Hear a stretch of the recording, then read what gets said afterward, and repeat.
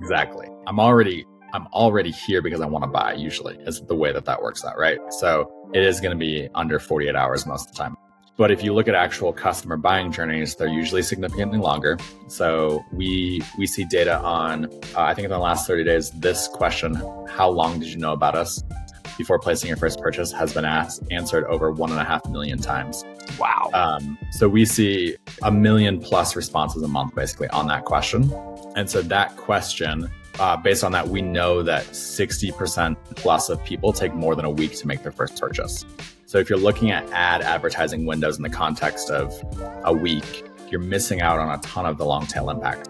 And where it gets, so that's kind of point number one. Point number two is that it actually differs a lot based on the channel that they discovered you through. So if their first discovery touch point was on a social channel, it usually takes them longer to buy than if it was word of mouth or an influencer or Google.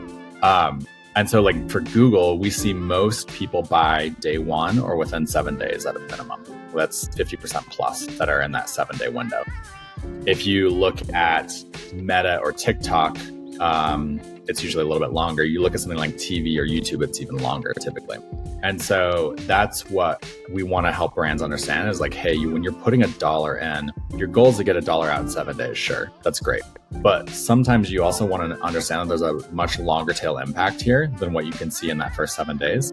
And sorry, it's usually not $1 back. It's like $2 that you want. But my point at least, you know what? Yeah. In 2024, I think there's going to be a lot of people just hope to break even. Right. Yep. So that's that's really the way that we look at it. So if you really structure a survey that way with those, especially those 3 key questions, you're going to see a lot better. You're going to have a lot better understanding of what the buying journey actually looks like for each discovery channel and what are the things that are driving that last click purchase.